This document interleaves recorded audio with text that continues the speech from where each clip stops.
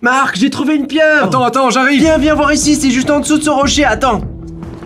Ok, d'accord, passe de ce côté et viens, c'est juste ici. Regarde ces tentacules juste là, ils ne bougent pas, tu vois? Oh, il a commencé à bouger, regarde-moi ça! Je vais soulever le rocher, t'es prêt? Le voilà, regarde, juste là, regarde-moi ça!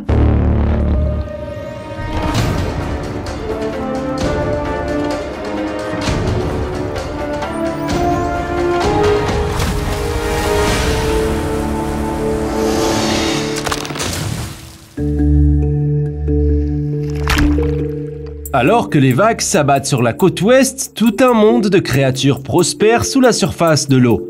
Et pour peu que vous arriviez à la marée basse, vous avez de très grandes chances d'en croiser quelques-uns. Nous sommes au moment le plus fort de la marée basse en ce moment et comme vous pouvez le constater, il fait encore un peu sombre ici. Il est seulement 6 h du matin, ce qui est le moment idéal pour rechercher des créatures car la plupart d'entre elles sont nocturnes. Allons jusqu'à la ligne d'eau et voyons ce que nous pouvons trouver. J'adore explorer les bassins de marée car on ne sait jamais sur qui on va tomber, ou mieux sur quoi on va tomber. Et ouais, cela ne fait aucun doute maintenant, nous sommes définitivement de retour au pays des mares. Ah, waouh, ça c'est du varech. Et même si certaines espèces ne peuvent être trouvées que loin en mer, le littoral de San Pedro en Californie est toujours animé de rencontres aquatiques qui nous attendent. Il s'agit simplement d'être au bon endroit, au bon moment.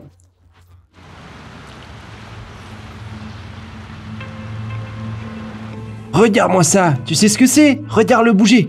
C'est un concombre de mer, et ce qui est vraiment cool avec les concombres de mer, c'est qu'ils respirent par les fesses. Voyons voir si j'arrive à l'attraper. Il va probablement gicler de l'eau. Regardez-moi ça, oh c'est tout gommeux. Oh, c'est comme un gros verre de gomme.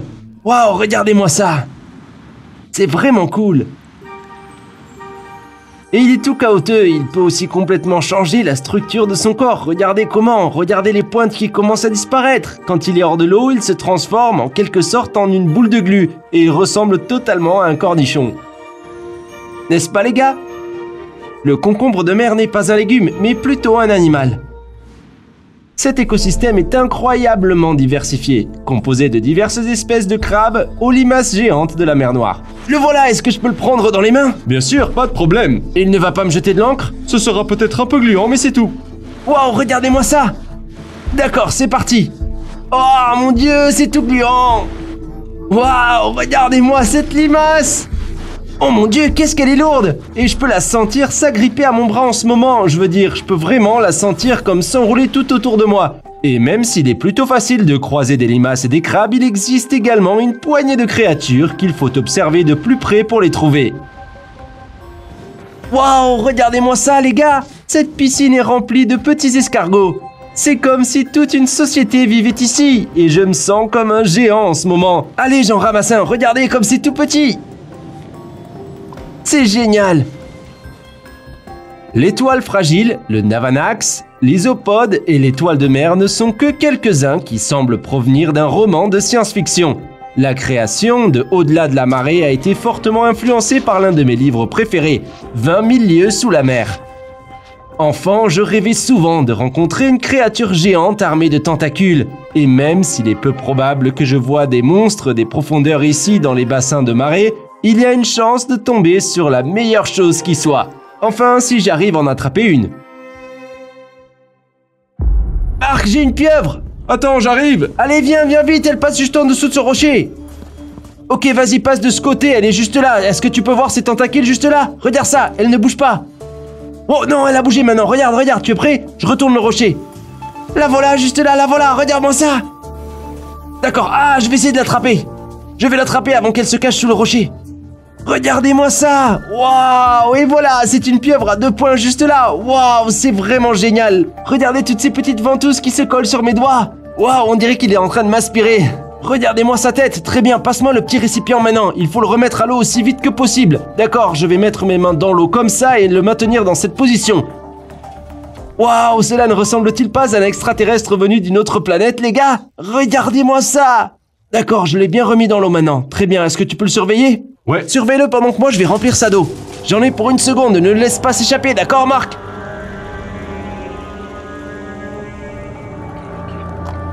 Est-ce que tu le vois? Son camouflage est incroyable. Ouais, c'est incroyable, maintenant filmez-le pendant que vous le pouvez.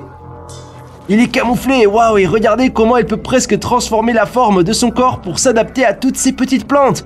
Si vous ne saviez pas ce que vous regardiez, vous n'auriez aucune idée qu'il y avait une pieuvre ici. Attendez, ça pourrait être une petite caverne là. Je ne veux pas qu'il rentre là-dedans, d'accord, je vais le remettre sur ma main et j'espère ne pas me faire mordre. Et je vais le remettre dans le cube. Super! Ouais les gars, c'est notre première pieuvre de au-delà de la marée. Regardez-moi ce truc!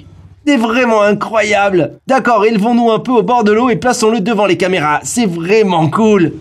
C'est incroyable, je n'ai pas de mots pour décrire à quel point je suis excité en ce moment pour avoir capturé une pieuvre. Et maintenant, c'est le double point. Et d'après ce que je sais, il y a 2 anneaux bleus très distinctifs sur le côté de son corps. Il ressemble presque à une deuxième paire d'yeux. Et ceci est utilisé comme tactique défensive contre les prédateurs. Disons que quelque chose entre et dit « ça ressemble à quelque chose que je mangerai ça ». Cette pieuvre gonflera son corps et ses anneaux bleus, qui ressemblent à des grands yeux effrayants, qui pourraient potentiellement effrayer quelque chose qui va le transformer en repas. Et une caractéristique vraiment intéressante de la pieuvre, c'est sa capacité à se camoufler avec son environnement. Quand vous la voyez ici à l'intérieur de ce conteneur transparent, c'est assez facile à voir, mais quand elles sont là-bas dans les bassins de marée, elles peuvent en fait changer la couleur de leur peau pour correspondre au substrat qui les entoure. Elles sont également capables de modifier complètement la forme de leur corps pour se glisser entre les rochers et les crevasses, et ce qui rend ces créatures incroyablement difficiles à capturer. Alors quand j'ai retourné ce rocher et que je l'ai vu, nous avons dû agir vite car il allait se faufiler dans les crevasses et disparaître. La pieuvre se divise désormais en 2 parties fondamentales. La grosse forme de poire sur le dessus, c'est ce qu'on appelle le manteau. Et bien sûr, à l'avant, vous avez ses tentacules, et elles sont recouvertes de ces petites ventouses minuscules. Elles utilisent ces ventouses comme des outils tactiles, cela les aide à ressentir leur environnement et les aide également à goûter et à sentir ce qu'elles recherchent lorsqu'elles chassent. Il existe désormais 2 méthodes utilisées par les poulpes pour capturer leur proie, soit ils resteront en embuscade en attendant que quelque chose leur arrive, soit ils poursuivront agressivement quelque chose qu'ils veulent manger. Et ce qu'ils font, c'est qu'ils enroulent leurs tentacules autour de quelque chose très rapidement. Ils s'enroulent autour et utilisent leur bec pour percer un trou, disons dans la coquille d'un mollusque, ils injectent une toxine qui provoque la paralysie, puis ils sont capables de retirer le corps et de le manger. Maintenant, une chose pour laquelle les poulpes sont célèbres, c'est le fait qu'ils peuvent cracher de l'encre. Et vous vous demandez peut-être, Coyote, comment est-ce que tu as réussi à attraper cette créature sans qu'elle te crache de l'encre? Eh bien, je n'essaie pas de manger l'animal et je le manipule le plus doucement possible. Et maintenant, quand ils excudent cette encre de leur corps, ils ne la projettent plus, ils l'évacuent lentement, puis le siphon sur le côté de leur corps projette un jet d'eau qui crée un nuage leur permettant de s'échapper. Il s'agit d'une tactique défensive intéressante pour pouvoir échapper à vos prédateurs potentiels. Alors Coyote, pourquoi est-ce qu'on garde la pieuvre dans un récipient comme celui-là? Eh bien, comme c'est un animal aquatique, c'est très important pour qu'il reste dans l'eau le plus longtemps possible. Il respire de l'oxygène à travers l'eau, mais je peux le sortir de là. Et je suis sûr que vous pensez, mais Coyote, ça fait quoi de toucher cette pieuvre en fait? Je vais essayer de l'amadouer un peu comme ça. Et là voilà, je dois être le plus doux possible. Je l'ai eu. Waouh, regardez-moi ça les gars. J'ai l'impression que je viens d'éternuer dans ma main et qu'une crotte de nez géante se faufile entre mes mains. Tu ne me crois pas? Vas-y Marc, tiens-la dans ta main et dis à tout le monde ce que tu ressens. Vas-y mon gars, n'aie pas peur. Wow, vas-y, dis-leur ce que ça fait d'avoir une pieuvre dans la main. Wow, ça ressemble vraiment à une crotte de nez toute froide. Ouais, n'est-ce pas? Ouais, c'est vrai, j'arrive aussi à sentir les ventouses. C'est une grosse crotte de nez aspirante et ondulante en fait. C'est dégueulasse. Mais ça ne sent pas vraiment mauvais. C'est comme de l'eau salée. Je la remets dans son conteneur et voilà. Viens par ici. Et ça, c'est ce que j'appelle une créature vraiment intéressante et je suis complètement impressionné par cet animal en ce moment. Celle-ci est considérée comme étant l'une des espèces de poulpes les plus gentilles dans le monde.